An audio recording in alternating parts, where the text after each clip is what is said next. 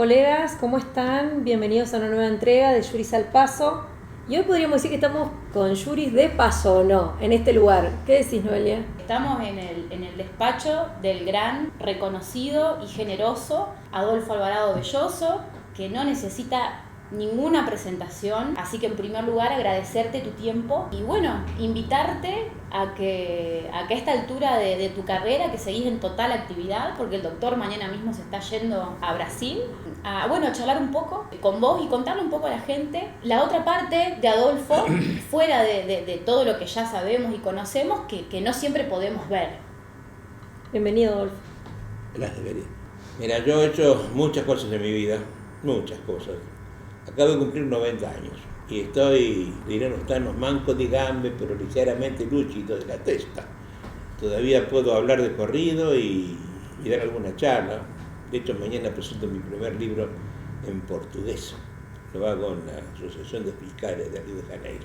Yo quise ser, bioquímico, quise ser cura, quise ser militar y terminé siendo abogado, trabajando en los tribunales desde que tenía 20 años. Entré a trabajar a los 20 años como empleado menor de un tribunal correccional donde estuve 3 años. Y de allí pasé a un juzgado civil, estuve otros 3 años proveyendo, ya me recibí de abogado, y después hice una carrera judicial de exactamente 34 años, 6 meses y un día. Eso a los fines jubilatorios son exactamente 35, canté la zurra y me fui a hacer una alegre y novela abogacía. Muy bien. Llevándome para hacer mi estudio con diferencia de 5 años cada uno a los mejores alumnos que tuve cada 5 años, cada quinquenio en la facultad. Es un estudio, lindo estudio, hasta que logré venir años después de esta casa, donde ya me instalé hace más de 30 años, y donde he ejercido la abogacía importantemente hasta hace 4 años. Fui al colegio de abogados a cancelar mi matrícula y me dijeron: ¿por qué se va, doctor? Y tengo que decirlo, sí, tiene que ponerlo, hay puntos suspensivos. Yo puse, pues voy por hartazgo. Voy por hartazgo de todo, del sistema, del maltrato, de las mesas de entrada, de toda la vida contracorriente que le toca hacer a un abogado. Y estuve más años en la abogacía que en la justicia. Si me decís ¿qué prefiero? Prefiero ser abogado. Me parece que el abogado es el que imagina el caso, que plantea las cosas. Distinto es resolver una cosa ya planteada, ¿eh? Yo puedo tener una imaginación grande para resolverla, pero el que plantea el caso que tiene toda mi admiración. Y los buenos abogados se notan, ¿eh? Yo soy abogado del Litoral, egresé del Litoral un día 2 de enero a las 8 de la mañana. Me tocó estar en puerta del examen el 31 de diciembre a las 2 de la tarde. Pedí que me tomaran, yo me voy a Paraná, me dijo, pues, nos quedamos los dos. Y me quedé en Santa Fe, en el Hotel Ritz. Ajá. Yo solito con el conserje. Tenemos algo en común, que somos todos egresados de la Universidad Nacional del Litoral. Y el 2 de enero a las 8 de la mañana me recibí de abogado. ¿Qué materia? ¿Te acordás en ese momento? Sí, claro, me recibí con sociología. Sociología. Ajá. Un examen muy feo porque yo estaba enfrentado con uno de los profesores. Te doy el nombre, con Manuel de Ribacov y Ribacov, ustedes no lo conocieron. Era un profesor de penal que llegó a la Argentina con un traje color grasa con manchas grises, pobrecito, se peleó conmigo, no sé por qué, ¿no? Y en un momento dado le dice al titular, que era Luciano Molinas: este señor, señores, yo oigo, es el que dice que su papá era un ladrón. Y yo en ese momento no supe si levantarme, pegar, decir. Pero el otro profesor escuchó, continuó el examen y con los años fue socio mío. Hablo de Ariel Álvarez Garrido. Gracias a él me recibí, ¿no? Claro. Me salvó ese examen. Adolfo, vos mencionaste recién algo relacionado a lo penal y nos contaste antes de empezar a grabar que acaba de salir un libro tuyo sobre penal, que para quienes seguimos esta parte de tu carrera, conocemos tu fase desde lo procesal civil, pero también sabemos que tus inicios fueron dentro de la justicia en el fuero penal.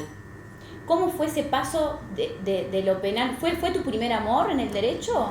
No, a mí lo penal nunca me gustó de verdad, porque en la Argentina el penalista trata con ladrones de gallina. No hay causas penales importantes, y las que hay no las tomo yo. Además yo era de un tribunal correccional donde estaban los ladrones de gallina y los que se peleaban, les pegaban a las mujeres. Y en ese momento eran los accidentes de tránsito. El choque de cualquier esquina era un delito de derecho penal, aunque no hubiera lesiones personales. Era la lesión de la cosa, el daño de la cosa. Que fue lo que cuento en mi librito, ¿no? Uh-huh. Yo entro al tribunal correccional un mes de febrero, en el año 56, y me toca el turno de enero del 56, que había un montón de expedientes, eran 300 choques en el mes. Se entraba una vez por mes cada tribunal correccional, ¿no? Eran 4 veces al año el turno. Entonces, eso los pone por riguroso orden alfabético y los pone por A, B, C, los ata y un cartel arriba que diga a prescribir en marzo del año 58. Y yo creo que hay una cosa aquí interesante, ¿no? ¿Cómo se hacen esos paquetes? Me dijo mi abuelo. Soy estudiante de Derecho. Y cuando fui me quejé, me dijo, no, es que estos se van a prescribir porque no podemos tomar todos los choques, ¿no? Se practicaba lo que un criterio de oportunidad ilegítimamente, que sin embargo muchos años, hasta ahora se practica, ¿no? Uh-huh. Y cansado de eso, me pasé al Poder Civil, donde fui y probé ya lo civil me pareció mucho más importante abogadilmente hablando, porque los casos son más importantes, pueden ser muchas más cosas, el derecho civil tiene una amplitud extraordinaria. Yo ahora, al final de la vida, el jurista argentino es civilista. Entonces, mira bien, no hay juristas importantes, numéricamente hablando, que tengan otra materia. No pueden igualarlo a los Borda, a los Levene, no pueden. Adolfo, ¿qué representa para vos la Universidad Nacional de Rosario? Bueno, para mí es un lugar de la docencia importante, ¿no? Pero además un débito espiritual. En la docencia yo gané 3 concursos. Me retiré sin ser profesor por concurso. Porque hubo un profesor que me anuló mis concursos y me echó de la facultad. Lo echó a Roberto Brevia, ex rector, a Sergio Díaz de Brito, un gran profesor de administrativo, y lo echó a Werner Goldschmidt. Y a los 4 nos echó. Yo presenté un amparo al de la Justicia Federal y gracias a eso volví a la facultad y después todo se fue agua de borraja, ¿no? Pero nunca fui considerado como profesor de por concurso y me gané 3. Pero hice mi carrera allí, ¿no? Y tengo alumnos, miles de alumnos que me recuerdan y todavía me respetan. Mira, yo me enfrenté con los alumnos hace muchos años, después del proceso. Se desordenó la facultad, no hubo decanos que eran políticos, se desordenó la facultad. Y un día entré, la facultad tenía un dibujo grandote, ¿saben el juego del ahorcado? Se van poniendo en las letras, se va ahorcado y queda un tipo, ese era Alvarado y se lo ahorcaba. Pero con los años, esa gente que hizo eso, me invitó a la cena de la Usucapione, fui yo de quien dio la clase de recordación. Así que nos amigamos, ¿no? Claro. Hablando de amigos, bueno, ahí le dejo también a Noelia que colabore conmigo en la pregunta porque esto abre 2 disparadores. Uno es en relación a esta cuestión de tu amistad, tu trabajo con el doctor Peirano. ¿Cuál es la relación que vos tenías con él, además de que ambos fueron, y vos sos, un jurista muy reconocido, doctrinario? ¿Cuál es la relación que vos tenías con él? Peirano, cuando yo era camarista, él era secretario. Yo le prologué su primer libro, se llama Principio Procesal, diciendo, así empieza: constituyen los Peirano una antigua familia de hombres derechos y de derecho. Cosa que dije muy sentidamente porque yo fui compañero de todos sus tíos y de sus primos. Uno de mis amigos de toda la vida, Roberto Peirano, primo hermano de él, y yo estudié en la escribanía Peirano, así que estoy muy, muy cercano a todos ellos. Fui juez de su papá en muchos asuntos, era un buen abogado. Y después, cuando estuve con la elección de juris, inventé una sección de doctrina a cargo de él y a cargo de Julio Chapini. Si ven los libros de ese momento, va a haber cientos de trabajos que yo los hacía yo y los pagaba. No sé por qué Peirano un día se enojó conmigo, no sé, nunca lo supe, ¿no? Pero empezamos un tira y afloja porque tenemos distintas concepciones del derecho, ¿no? Para mí el proceso no es un método de control social, no es un método de opresión, cual fue el código nazi del 37, sino es el último bastión de la libertad. Cuando yo no tengo ya más nada que hacer, no tengo ninguna alternativa, me queda el juez de derecho, que es mi garante, el que me va a garantizar de verdad la aplicación de mis derechos. Y sepan esto, para que se entienda lo que estoy diciendo. Las constituciones se forman con 3 palabras: declaraciones, derechos y garantías. Son declaraciones, las normas constitucionales que no imponen conductas, sino que establecen marcos de actuación. Por ejemplo, la Argentina es un país federal, democrático y representativo. Una declaración. Tarea declarativa que luego se baja al nivel de la legislación normal. Por ejemplo, la capacidad se adquiere a tal edad. La prescripción ocurre a tantos años. No impone conducta. Declaración. Dentro de esas declaraciones, el constituyente reconoce derechos a lo que fuera, la libertad, la vida, la propiedad, la intimidad, lo que fuera. Y la palabra garantías muestra las vías que pensó el constituyente para que los hombres de a pie, cual somos nosotros, puedan defender en forma irrestricta todos sus derechos en el marco de la declaración. Si ustedes miran con atención la Constitución Nacional, hay 5 garantías. El acceso a la justicia, que se hace mediante proceso. El control de constitucionalidad, que se hace mediante proceso. El amparo, que es proceso. El habeas corpus, que es proceso. Y el habeas data, que es proceso. Si ustedes me toleran la digresión, les diré que en plural, las garantías son solamente una, el proceso. No pasa una cosa muy importante. No pasa a ser una cosa muy importante. En los últimos años, cuando en España se habla de puras ponderaciones, y vamos a estudiar cómo se pondera con los filósofos españoles, hay constituciones que ya han ponderado y han establecido un régimen de prevalencia de los derechos de la Constitución con el simple método de colocarlo en un cierto orden. Por ejemplo, la Constitución de Colombia. Artículo 30. Esta Constitución reconoce el derecho a la vida. Importante, ¿eh? La Argentina no reconoce el derecho a la vida. ¿Usted se dio cuenta de eso? A tal punto que la vida no tiene ningún valor. Matar un viejito en la ruta 11 cuesta $1.000 hoy. Es más barato que matar un ciervo en el sur, que cuesta 5.000. Conforme la jurisprudencia actual de nuestros jueces. No tenemos el derecho a la vida. Pero después, allá, dicen, el derecho que le sigue es el derecho a la libertad, con mayúscula. Es decir, a que yo me siento un hombre libre, que sea libre, que me comporte como un hombre libre y que me respeten como un hombre libre.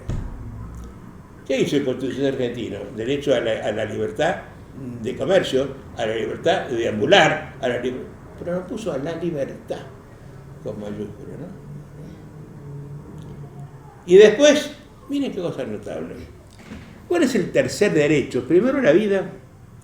Segundo, la libertad, porque el hombre sin libertad, la vida no merece ser vivida. ¿Y el derecho cuál es? Es el derecho al proceso. Nadie lo sabe esto. Porque el derecho al proceso me permite a mí igualarme jurídicamente con quien puede quitarme la vida y la libertad. Que es el mandamás de turno. Con mayor razón con mi cuate y con mi vecino. El proceso es el derecho que ejercido se convierte en garantía. Por eso mi libro se llama Derecho Procesal, Garantía de la Libertad. ¿Quién es el garante? El juez de derecho. Que tiene que tener todo lo que tiene que tener para poder ser garante. Además de sabiduría. Un buen juez, en este sentido, que un buen juez, un buen magistrado. Lo primero, tener pelotas. o varios le gusta más. Y lo segundo, saber derecho. No, segundo, ser honesto. Y si sabe derecho, mejor. ¿Los tenemos o no? ¿Tenemos algunos? Sí, claro que los hay. Y los hubo.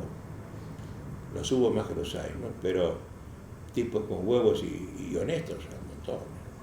Parece mentira, pero los hay. Santa Fe, ¿no? Siempre hay una excepción que confirma la regla. Bueno, eso hemos sabido nosotros en la historia de Santa Fe, generar los anticuerpos y echarlos. Yo recuerdo un juez que era jefe de la banda de Piratas del Asalto. Un juez de instrucción de Rosario que salía a robar cuando estaba de turno, con la pistola en la mano. Y bueno, eso es parte de nuestra historia y no se recuerda. Entonces, Peirano propuso un derecho de excepción. La viejita que le necesita una prótesis que no se la dan, hay que dársela de inmediato, porque la viejita se muere. Pero la viejita hay una en 1 millón de personas. Entonces, me parece bien que se la dé, pero no puede ser regla general de lo que es una excepcionalísima excepción. Y eso nos dividió. Estás hablando puntualmente de las medidas autosatisfactivas. Por ejemplo, o de la tutela anticipada. De la tutela anticipada, de la medida innovativa, estoy hablando de la carga probatoria dinámica, estoy hablando de la informalidad del proceso, de la extensión de la cosa juzgada. Todo lo que se hizo era para romper la idea de proceso que yo sostengo. Lo mío es garantía. Lo otro son excepciones, excepcionalísimas, excepcionales a la garantía, ¿no? Yo cuando me retiré de la justicia me fui a hacer una alegre y novela abogacía. Me llevó todo el tiempo. Mi libro de introducción tardé 10 años en terminarlo, estaba en otra cosa. Pero gracias a Jorge Peirano, yo me hice militante. Yo el otro día hice un agradecimiento general en una reunión que hice con mis 90 años. Y no le agradecía a Peirano mi militancia, porque ya está muerto, y no había que hablar de él. Pero le hago de homenaje a esto, ¿no? Yo termino siendo militante, lo que hago, gracias a él. Así que estoy contento con lo que me pasó. Quería consultarte en esto que vos traes de la informalidad del proceso, si vos considerás que el protocolo de oralidad que funciona notablemente paralelo, inconstitucional. Ahí va la pregunta. Hay varias preguntas de ese tenor, Adolfo. Hay varias, ¿eh? Pero hija, a ver, una acordada, que es un acto administrativo, no puede derogar una ley de poder legislativo. Pero esto es obvio. Y que nadie diga nada me pone mal. Yo lo digo. Pero además al abogado le importa nada de que le cambien el código, hasta que se lo cambian. Cuando lo echa de la mesa de entrada se enloquece. Pero no participó, están ajenos a esto, ¿no? Y puse cosas interesantes que me regaló la vida. Por ejemplo, al abogado el ritmo de trabajo se lo impone el enemigo, no el juzgador. El médico ve la gente que quiere todos los días. El ingeniero hace el plano cuando quiere. Al abogado, cuando le corre el traslado. Me corre el traslado un juez el 24 de diciembre a las 4 de la tarde por 6 horas. Cosa que yo he visto. Me corre el traslado el contrario, me notifica el 30 de diciembre por horas. Es decir, el ritmo de ustedes los impone el contrario. No, una locura. Entonces yo dije, ¿cómo lo soluciono esto? Y lo solucioné así. Todos los traslados por 5 días. Basta de 3, 48 horas, 2 días, 5 días. Todos son 5 días. Ya no hay error posible. Pero corre a partir de la primera hora del lunes siguiente de la notificación. Corre el lunes, martes, miércoles y viernes y se termina. Pero yo resuelvo el texto del lunes, o el martes, o el miércoles, o el jueves, o el viernes. El domingo corren desde el lunes siguiente, con lo cual yo junto toda mi cédula y organizo mi trabajo. Lo ordeno. Tengo esta excepción primera, me va a costar este regato, ¿no? Y ordeno mi trabajo. Eso le pasó por encima a los codificadores, nadie entiende nada. Tenemos un código maravilloso que establecía, por ejemplo, que las costas del juicio perimido son por su orden. Lo acaban de modificar, los desconocidos de siempre. Bueno, no leen esto, ¿no? Alguien tiene que leer este proyecto de código. Mirá qué cosa. Además lo tengo explicado a pie de página. Nadie lo lee. Si yo lo demando a alguien y me va mal en la prueba, y la prueba no me resulta apta durante el periodo de prueba, voy a perder el pleito, con costas. ¿Cómo salgo de esto? Desisto, con costas. No tengo más forma, salvo la caducidad, que hasta ayer era costas por su orden. Si el otro me mueve el expediente, bueno, me jodí. Pero si yo no lo mueve, yo salgo indemne del expediente. Ahora tampoco. Por tanto, todo tipo que demanda en Santa Fe está destinado a que eso sea una trampa. Porque el codificador es un ignorante. Y nadie lo dice. ¿Por qué no lo decimos? Porque somos ignorantes. Porque no nos interesa. Yo soy la única persona que se ha puesto en la facultad a decir que el Código Civil es inconstitucional. Me acabas de preguntar. ¿Sabes por qué? Porque cuando se hace la Constitución, se piensa que el juez tiene que resolver nuestros problemas conforme a nuestra idiosincrasia. Eso es lo que piden los mapuches, que el juez sea mapuche para un problema entre mapuches. Y de hecho lo hacen. No hay problemas entre indígenas, salvo al juez comunitario de eso, ¿no? Entonces, cuando llega la Constitución, hay una norma que establece: yo te doy a vos, te paso a la nación el Código Civil, el Código Penal, pero no te paso el Código de Administrar Justicia. Lo procesal queda conmigo. Yo nombro a mis jueces y yo establezco el procedimiento. Esto se llama el principio de reserva de la Constitución, expresamente concebido en la norma. ¿Qué hizo el señor Lorenzetti? Y lo vio. Hay 546 normas procesales en el Código Civil. ¿Y vos no crees que soy constitucional? Que le indica a los jueces qué tienen, cómo y cuándo tienen que hacer lo que tienen que hacer. No era lo que quería el constituyente. Pero además lo ratificó en el 94. En el 94 se mantiene el principio de reserva. Ahí me dice. Es como si no le importara nada a nadie, ¿no? ¿El Código Civil y Comercial de la Nación es un código hecho por jueces? Claro, la mayoría son jueces. Digo, además, que se entienda, ¿no? Pero además es un código que internamente colisiona. Ahí voy. La norma es una cosa y la que va adelante dice otra. ¿Y quién podría decir que es inconstitucional alguna de esas normas? Si un mismo juez es el que la redactó. No, es que no es el mismo juez, es que no pasa eso. Los grandes códigos argentinos, Acevedo, Vélez Arfield, Espejo, lo hizo una sola persona. Ajá. Perón decía: usted quiere algo que no funcione, mete una comisión para que lo haga. Cuanto más grande será, menos lo va a hacer. Y aquí pasa, digo, hacemos comisión. La última reforma procesal, había un representante de los empleados del tribunal, una ordenanza, que estaba decidiendo si los terrenos se corrían en lo uno o no. Y nadie lo dice. Qué pena, ¿no? Ahí viene tu libro, que bueno, no, esa es tu pregunta también. En relación al libro, que... Hay una última entrega que está en la editorial Yuri y que tuvimos el gusto de poder leer, que se titula nada más ni nada menos que El fracaso de la justicia.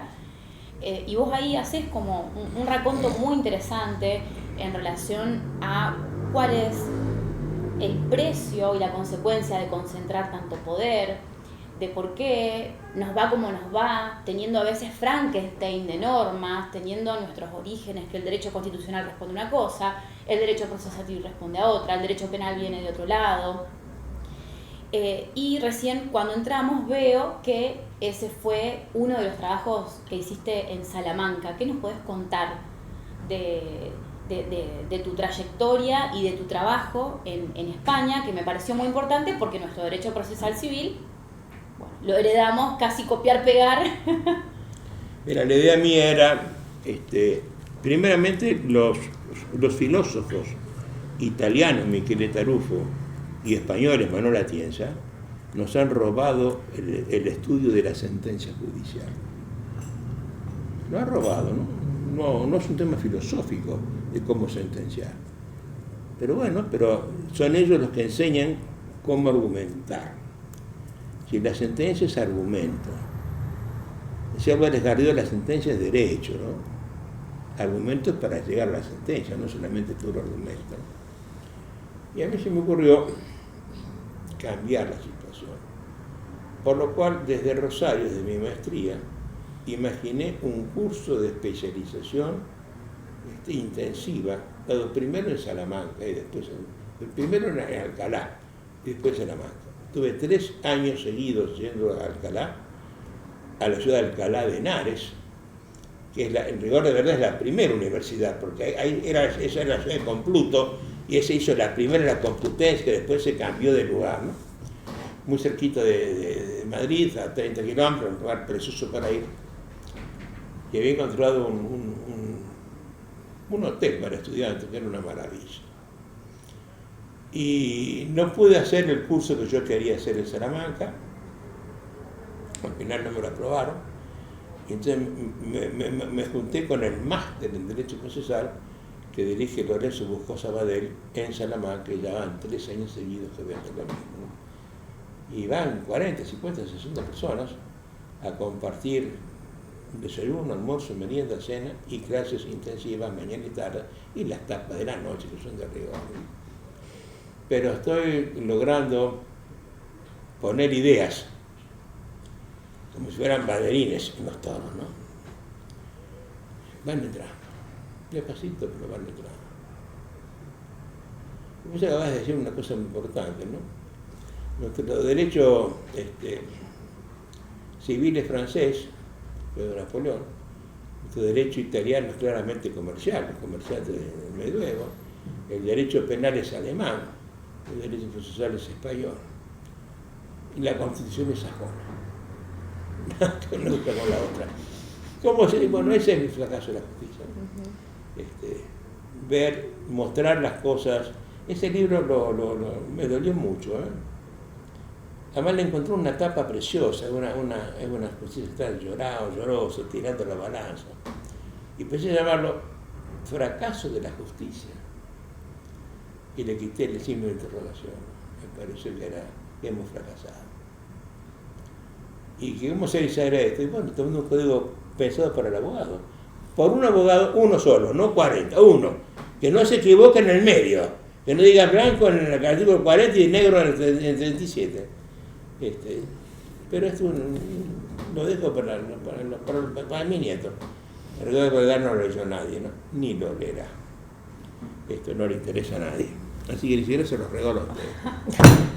Adolfo, ¿vos creés que si tuviéramos un código de procedimientos quizás superador, no haría falta tener códigos procesales especiales? Como por ejemplo, como tenemos el laboral. Por supuesto. Porque el método es neutro. A ver, vamos a lo laboral. Ellos se rigen por la regla indubio pro operario. Muy bien, pero eso se hace en la sentencia. Cuando yo no tengo dudas por el proceso, en la sentencia estoy a favor del operario, pero no durante el proceso. El proceso es método, tiene que ser absolutamente neutro. No puedo interferir en el proceso. Hay veces que el juez que viene procesando se da cuenta que al sentenciar tendría que hacer una cosa que él no quiere hacer. Por ejemplo, rechazar la demanda del obrero. Entonces, ¿qué hace? En lugar de esperar y rechazar la demanda, interfiere en el método y prueba de oficio.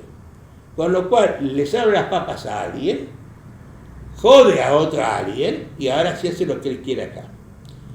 Cuando yo tengo esta discordancia entre lo que aquí hago y lo que tengo que hacer acá, y privilegio el método o la meta, si privilegio la meta, a la postre tiene razón Maquiavelo. El fin justifica los medios. Y si esto es así, ¿por qué no la indagatoria con un dedito en una morsa, por ejemplo? Como esto es garantía de libertad, no me lo puede hacer. Acá no me lo puede tocar. Entonces, dejen de pensar en que el indubio pro reo o properario, lo que fuere, rige durante el proceso, rige durante la sentencia, y solo durante la sentencia. Viste que en esto que Noelia marca de la especialidad, la especialidad de los códigos, hoy le dicen leyes, hay otras provincias que tienen, por ejemplo, la ley especial de tal fuero, familia, poner, porque han decidido regularlo distinto o parecido a lo que establece el código de fondo propio de la disciplina y los tiempos actuales. Entendemos más o menos ya lo que has dicho y cómo lo ves. ¿Cómo ves hoy la actualidad vos en cuanto a los cambios en la sociedad? ¿Debe incidir en la reforma de los códigos? Yo creo que no, hija. Te voy a explicar por qué. Hace unos años, en el año 2000, Ricardo Lorenzetti me invitó a dar una conferencia a la UBA para ver cómo sería el proceso del siglo XXI. Y yo llegué, 1000 personas había, que el proceso del siglo XXI sería igual al proceso del siglo XVIII, o del XIV o del XXIII. Porque hemos llegado a una perfección metódica que no puede ser superada. Alguien afirma, alguien niega lo afirmado, alguien confirma la afirmación negada, hacemos una alegación para intentar convencerlo, pero sentencia. ¿Qué menos que eso? Eso es el proceso. ¿Qué puedo cambiar con eso? ¿Le quito la afirmación? No, ¿qué? Le quito la negación, violento el derecho de defensa. Le quito la parte de la prueba, claro que la violento. Y la alegación es lo que han hecho todos los códigos. Cuando un juez se encuentra con un expediente de 14 testigos y los pliegos están dando vueltas, hay que ayudarlo a fallar. El alegato es el proyecto de una buena sentencia, dichoso del abogado, que el juez dice, miren, su alegato es tan perfecto que no puedo ir ahí, y lo copia. Pero eso no se entiende, ¿no? Porque los códigos lo hacen los jueces. Es lo que pasó en Santa Fe, siempre. Pero el año código del 62 le hicieron 2 jueces, Miguel Ángel Rosas Richter y Eduardo B. Carlos. Pero Rosas era un hombre de una apertura intelectual. Eduardo Carlos era juez, era camarista y era ciego. Le leían los expedientes y él dictaba la sentencia. Es el autor de la introducción, los estudios que lo citó, el primer librito importante que se hizo en Santa Fe. Pero Miguel Ángel Rosas, que fue presidente de la Corte muchos años, tiene una omnivisión, una omnicomprensión del problema. Por más que venía del derecho alemán, pero un hombre que tenía una cultura exquisita y permitía ver desde arriba las cosas, ¿no? Entonces él posibilitó un derecho de defensa regulado en la ley 5531, que es el código actual, que es el mejor código en la historia de la Argentina. En la historia de la Argentina. Y que ahora lo cambian para abajo, ¿no? El otro día sacaron la caducidad de un año, son 9 meses. ¿Qué reforma es quitarle 3 meses a la Constitución? Dejen de joder. Ah. ¿De qué estamos hablando? ¿Qué opinas del proceso de reforma de la Constitución provincial en estos momentos que está sucediendo? ¿Qué opinión te merece a vos? No conozco, hijita, no sé. Me parece que las constituciones no hay que reformarlas tanto.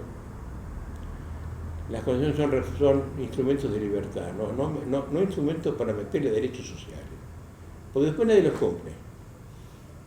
Cuando se dice que toda persona que vive en Santa Fe tiene derecho a una vivienda digna, ¿quién se la da? ¿Cómo se ejercita eso? Y la gente que vive en los rancheríos, ¿qué hace con su derecho constitucional? ¿Sí? Ponerle derechos, es la moda, derechos sociales a la Constitución, ¿no? En la Constitución se dice cómo se ejerce el poder. ¿Pero cuánto terminamos? Por supuesto.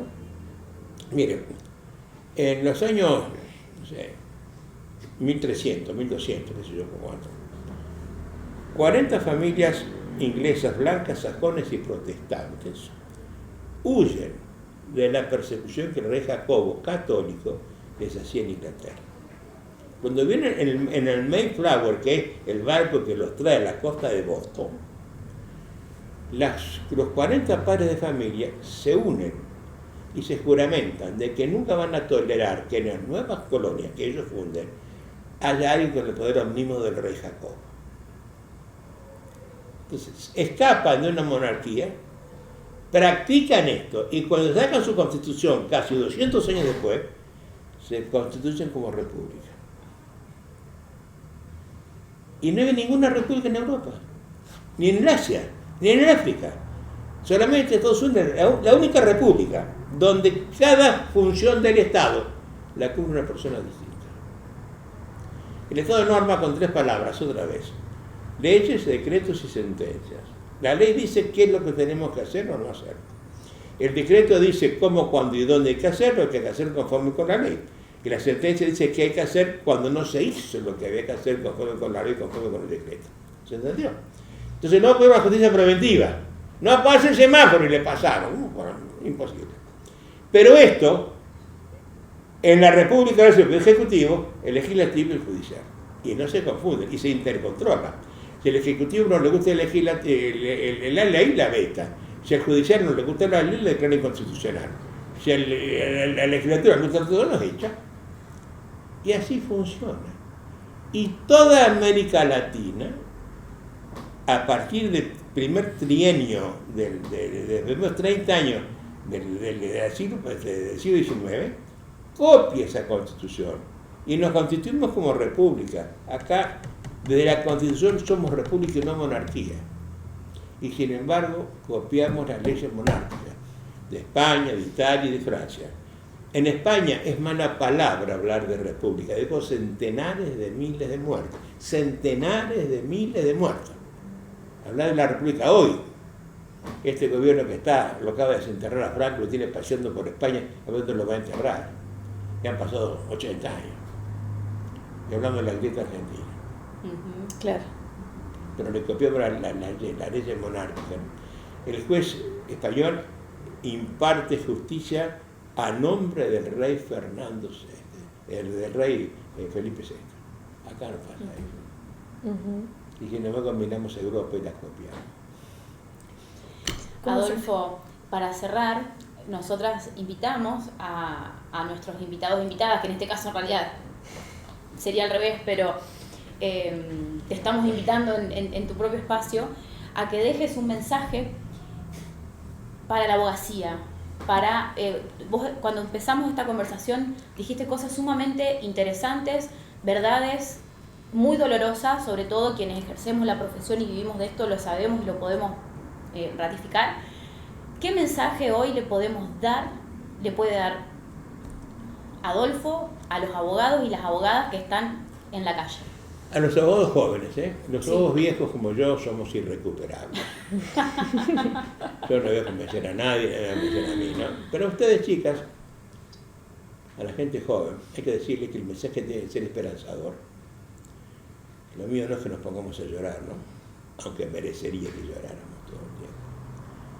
Pero no, la esperanza es encontrar mis nietos un mundo mejor, un mundo judicial mejor, que la cosa funcione como funciona con la abogacía.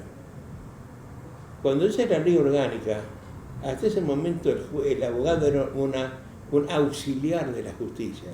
Yo puse que es un coadyuvante esencial de la justicia. No es justicia sin abogados. Somos imprescindibles para eso, somos los que generamos los casos.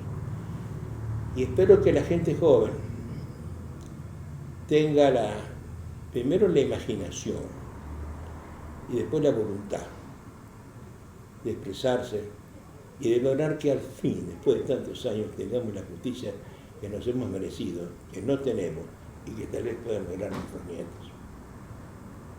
Gracias. Gracias, Adolfo. Un gusto. A las 2. Un placer. Gracias. Enorme. Esto fue Yuris al Paso desde la ciudad de Rosario, donde nos invitó a su hermoso espacio.